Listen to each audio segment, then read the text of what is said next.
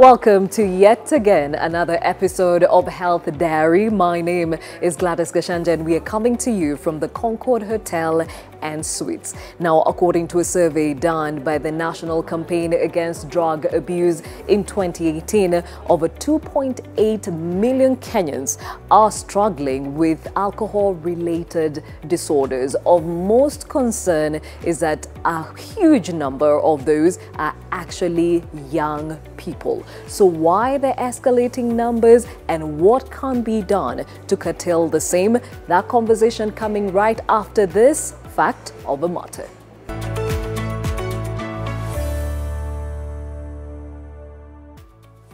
Alcoholism is a chronic disease that hinders the ability to control drinking due to both a physical and emotional dependence on alcohol. It points to a pattern of alcohol use that will often place drinking above all other obligations, including work and family. Some other indicators of alcoholism include continuing to use it even when it causes related legal and health issues, or having withdrawal symptoms when you drastically decrease or stop drinking. In 2018, a survey conducted in Kenya by the World Health Organization showed that 4 out of every 100 people who lost their lives in 2016 did so as a result of alcohol abuse. The report also points to the fact that alcohol consumption has become alarmingly routine among minors from as young as 15 years old. Hey yo, tuko fresh baba, sijui mwahisini aje, lakini nilianza kuimba class 7 hivi. You know, after classes, ile time nafaa kufanya revision, mina rap. I'd say it's a gift and a curse, because like fame inafanya ujulikane, ninakugia opportunities mingi, and fame inakam na fortune. But I was very young and I wasn't ready for fame. I moved out from home at a very young age. Like my first song was in Form 3. So immediately after Form 4, I have my own cash. Naweza sema music ili influence mimi kuingilia like alcohol and maybe smoking and such stuff, because you'll drink like a quarter of a glass or like half a glass. But like the more you get used to it, your tolerance level increase. So it reached a point like I'll probably take a quarter, like a 350 ml or a 250 ml bottle before you get on stage. Then after you do the show and it's a good show, you'll just go backstage and you'll start drinking. Around that time, nilianza kukunywa ile kabisa. And I didn't know it was something that will lead to my downfall, you know. I was just like, hey, this is the life. Like inaweza ishi kesho. Do, warembo. Nasemanga tembo ina mix na warembo. So like, at the end of the day, nilikamkuona it's an illusion. And like that time, you've drank for over 8 years. Like, haujui iko kwa system, you know. Like unatetemeka. It was too stress. Sasa nimekaa 5 years sober. Yeah, we have kurudi college, ilinisaidia nikaweza kupata diploma yangu ya graphic design. Hiyo alcoholism yangu ili affect relationship yangu na familia, cause when you're under the influence, you're not really your normal self. But at the end of the day, I'd like to thank my family because they never gave up on me. Peleka life pole pole, moderate, and prioritize on the things you're supposed to be doing.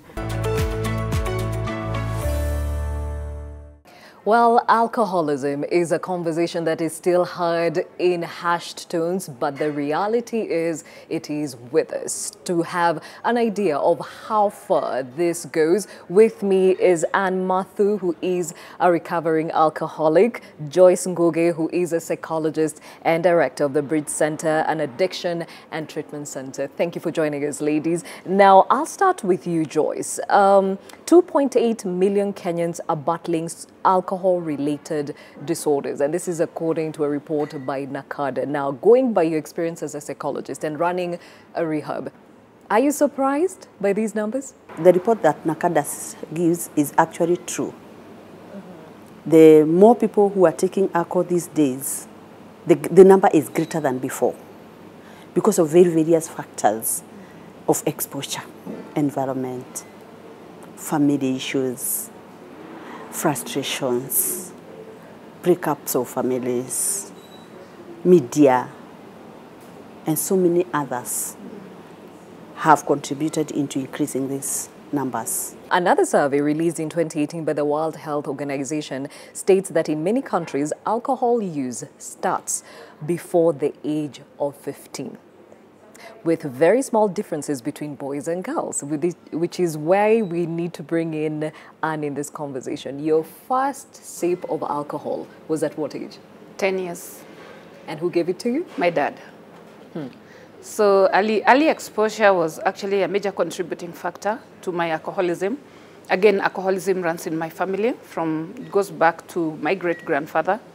So I've lost quite a number of family members to alcoholism. So my dad died from the same. So it's a reality, it's there, it's with us, and we've got to do something about it as a nation. The many people who come into rehabilitation centers have the same kind of testimonies or the same kind of history. Either I saw it with my parents drinking, I tasted. I saw it with my brothers, I tasted. Others just saw it from advertisements, especially nowadays. There's no advertisement that advertises alcohol with dirty people. They're only smart, gorgeous people, nice girls. And when our girls and our young men will see this, they want to look like that. Back even into our homes. When we have celebrations, what do? We will not have a small celebration without alcohol, even back in the villages. If there is a marriage ceremony, it ends up with a drink. Bars these days, where are they? You'll get a school is here. The neighbor is a bar. These kids will see drunkards from morning to evening. So in the society, we've really messed up everything. Now, for Anne, after your father passed away while you were in high school, it aggravated the situation. Yes. Why? One, first of all, I never went for counseling, loss and grief. Two, my dad was, I was very close to my dad. I was more closer to my dad than my mom. Because my dad, used to carry me everywhere to the clubs and all that. My mom was, and still is, a very reserved person, so I took a lot after my dad. He was a violent person when he drinks, and he used to bash people in the bar.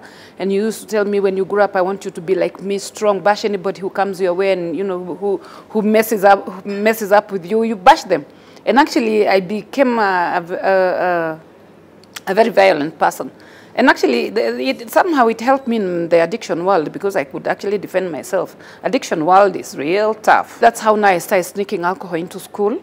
And I always tell people, I was not actually influenced into drinking by my peers. I did the opposite. I started influencing other children. It felt good. It helped me cope with my father's death. Apart from being exposed to the alcohol, there's also the predisposure. She talked about it being a generational thing. How much of it is part and parcel of the problem we're seeing today? What she's talking about is a family disease. Because actually alcoholism is a disease. Be it having been brought by environmental, other social factors, it is still a disease. And it can be hereditary. Like the way she's explaining uncles, cousins, father, sisters, it must have been a family. A family can be having the disease that is passed on to generations. There are also other factors that will touch the family. But this factor is more social, whereby how are children being brought up? What is the relationship between mother and father? Do they fight every day? These fights really affect the children psychologically. But what the children do, the pain they go through, the pain they carry when they see their mother or their father being battered, it is put in a subconscious mind. They get disturbed, but they can't ask a question. But they will ask a question when they start turning teenage. And how will they ask a question? Behavioral. That's when they will start showing, taking alcohol, being notorious, and makes people fall into depressions, where depression is one factor that is leading into alcoholism in a great way. They slip into alcoholism because they want to self-medicate. Yes. Once they take alcohol, they feel good, but it only worsens. Okay, and you dealt or struggled with alcoholism for over 20 years. Yes. You knew exactly you knew there was a problem, but you still kept digging into that hole. What exactly kept you going despite the fact that you knew something was off? One thing, alcoholism or drug addiction, one, it blinds you. It blinds you in a way that you don't see anything beyond that, the drug of choice. Because actually it affects the reward system of the brain. So what are you looking for when you're taking that next drink? You are looking for the first high that you felt. That feel good. Like what she's saying, we're trying to escape from reality. And the moment now you start drinking, and especially if you're genetically predisposed, then it becomes progressive. You know, you move from one stage to another. We have 5 stages in addiction. And actually, the addict is usually the last person to know they have a problem. Everybody else around you can say that you have a problem. But what happens? The addict is in denial. Why? Because nobody wants to be an addict. Nobody wants to be an alcoholic. I chose to drink, but I didn't choose to become an alcoholic. You see? And so denial is actually what prevents us from getting help. And then again, everybody who is around us who doesn't understand that we are sick people, actually now, what do? They close in on us as a person. 1, your self-esteem is very low. 2, lack of self-worth. 3, they are bombarding you with everything with the letters less, L-E-S-S, less. You are useless, you are faceless, you are nameless, everything less. So how does that help you? It helps you die. And that's why I attempted suicide 3 times, because I felt that I had no place in this world. Nobody loved me, from my children, from my family to everybody else. And that's why we say public education is very important, and I don't think we've done enough. I really don't think we've done enough. In public education, in prevention education, we haven't. We need to do more. Speaking of which, Joyce, what exactly do we need to understand that an alcoholic is dealing with, and how best should we support them? First of all, she has ended up with public education. We really need to give public education so that the whole society and everybody understands what is alcoholism. Why is someone behaving like this? Despite being hurt, despite losing families, despite leaving school, why? Then we need to educate them why. And once we educate the society, we are able to support the addicted person. Because this addicted person is a person who is fighting, is a person who really wants to come out of this problem, but is not able. Not that they don't want, they really want. They struggle, but they are not able to come out. So as she's explaining, the more less we are calling them, the more stigma we are giving them, the worse it becomes. And the more they drink. So this is a struggling person that really needs to be understood and to be helped. The conversation is about alcoholism, the reality that is today, and how best we can support those that are struggling with this disease. Stay with us.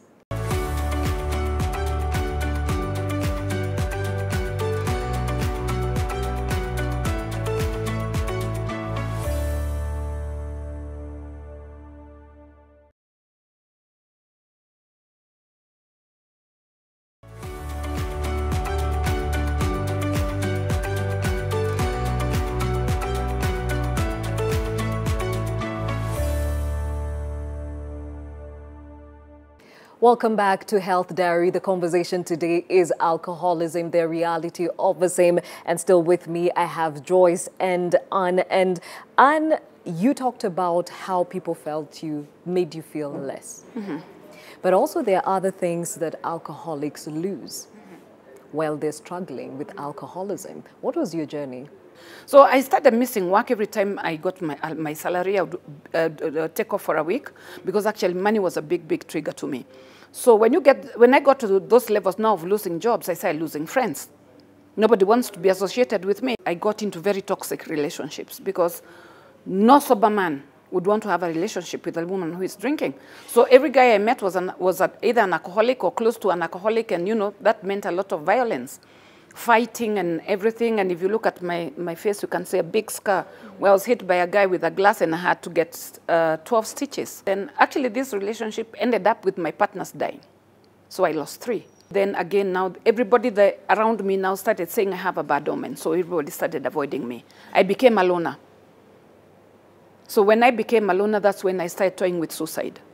Because I even went to Germany. A friend of mine invited me to Germany, thinking that taking me to Germany will actually help me overcome alcoholism. But actually, that was relocating the problem. I went with my problem there, so I went to Germany, and in Germany, actually, alcohol is cheaper than food. And I got a Muzungu boyfriend who was an alcoholic, and we came back and got married. 6 months down the line, he died. So, you know, and from there, I drank everything, all the money that I had. I sold all my furniture, I sold everything, and my mom took my children. Joyce, just listening to her story, there is some inability for you to make the right decisions, whether physically or emotionally. What exactly are they struggling with? If they were taking 2 bottles and feeling high, they go on asking for 3, go on asking for 4, like this. And what is this increment doing? It is doing something to your mind. It is changing your brain, changing your way of thinking, your way of listening, your way of feeling, and the perspective of many things is totally changed. That is why some are sick and they are still drinking. Now it has hit to the highest level. Nothing else matters apart from this drink. But deep within comes at times they would want to get out of this cocoon, but they're not able. So some end up suiciding if they don't find help. But those who are lucky, they find help. And one day you woke up with the help of your mother and you checked into a rehab. What in you made you realize it was time to get help? Because this time round I was drinking changa. Now, you know, in my last stages with my late brother. So actually, it had gotten to a point whereby I couldn't get off my mattress. I had no bed. I gave my bed to another alcoholic so that he could be buying for me alcohol every time he gets paid. So I capitalized on that, paka akahama. So I used to sleep on the floor. So actually what happened, what used to happen, my brother used to bring me half a liter of changa. We used to call it mtoto. So he would actually come and feed me that changa on that mattress. Otherwise, I wouldn't wake up. The withdrawals were so severe. You have diarrhea, you have vomiting, you are shaking, you have tremors, delusions, hallucinations. You are talking to yourself, you are pulling curtains down and everything. You can, can't do crazy stuff. So a friend of mine, a family friend who had been to rehab, is the one who reached out to me. For the first time, I was hugged by somebody in about 5 years. With my changa, with my dad, nilikuwa na chana mugoka. So you can imagine what is coming out of your mouth, And he is a guy who is hugging you passionately and saying, it is okay. It is okay, there is a way out. Joyce, at what point now do you say, this now is a case for rehab? In case you realize that someone is changing behavioral, like neglecting work for a drink, drinking more than they used to drink, waking up in the morning and they're smelling alcohol, they are more violent, means their mind has now been preoccupied with the drink more than anything else they used to do. Because we have 2 types of drinkers, a social drinker and an addict. A social drinker is never controlled by the bottle. They control the bottle. They can say, I'll go to a club, I'll take 2 and go home. And they're able. But an addict will always go to take, they can't. They will stop taking when the drink is not available. Yes. They have no coin or something like that. So when you realize this kind of behavior... Even when there is no coin, we used to get on credit. You get on credit, yeah. Yeah, another In short, they don't know when to stop. Yes. They don't know when to stop. Let's talk about functional alcoholics who seem to be the ones getting into more trouble and people do not even realize they're in trouble. A functional alcoholic, actually, they'll never be late for work.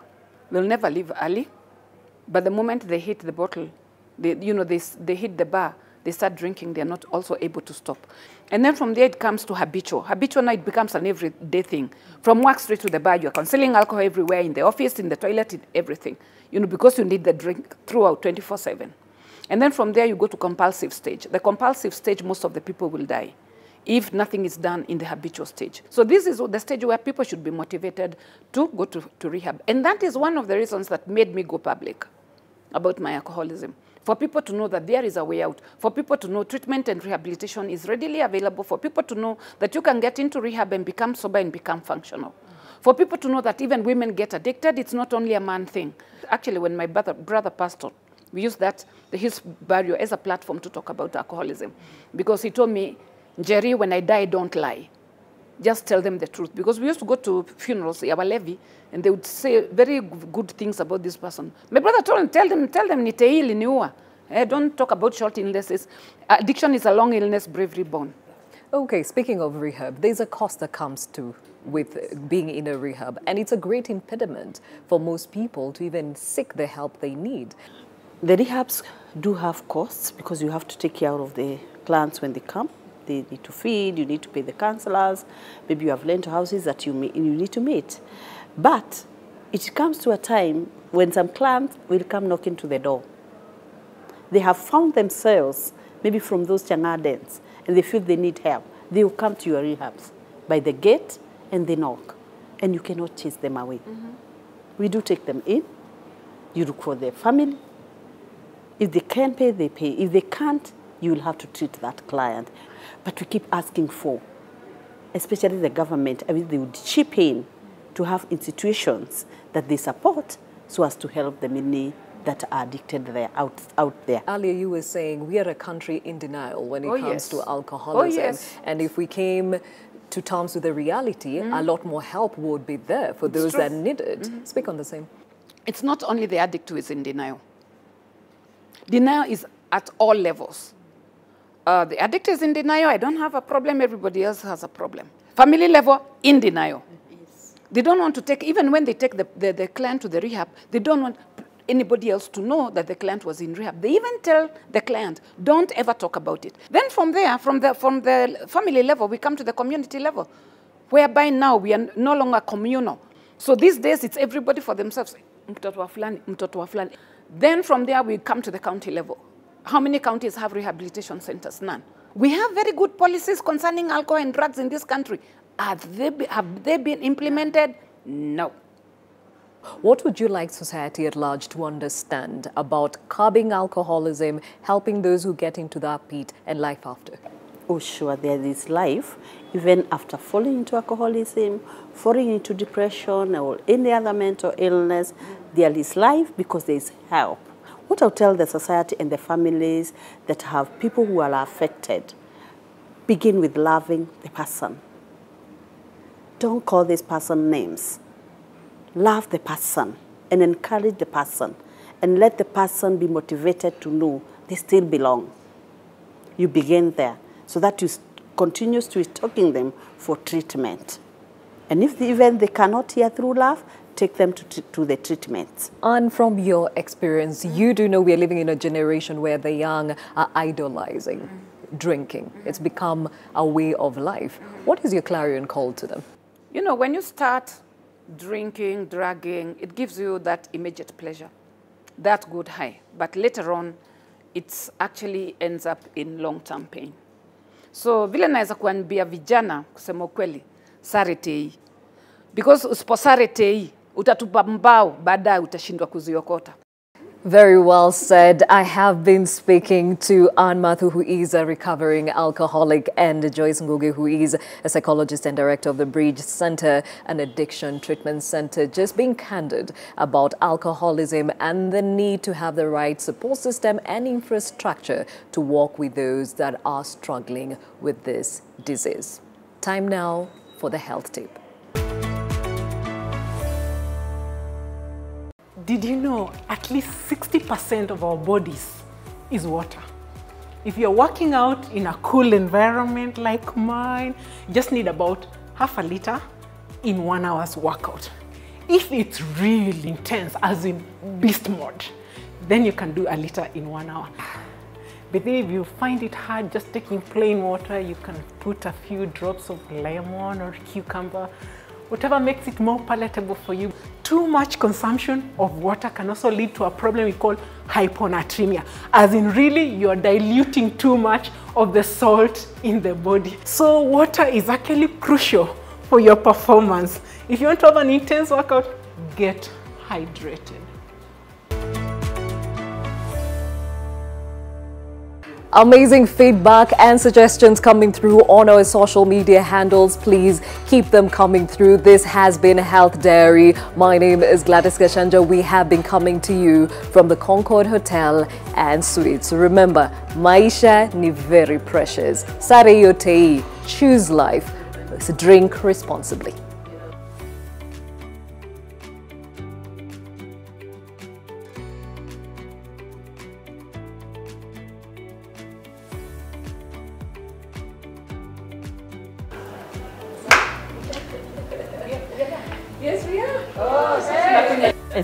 Hata mimi sikuwa nimehit inside, sio alikuwa amehit. Je, lakini kama nahisi vile tunahisi basi sema nasi fresh baba.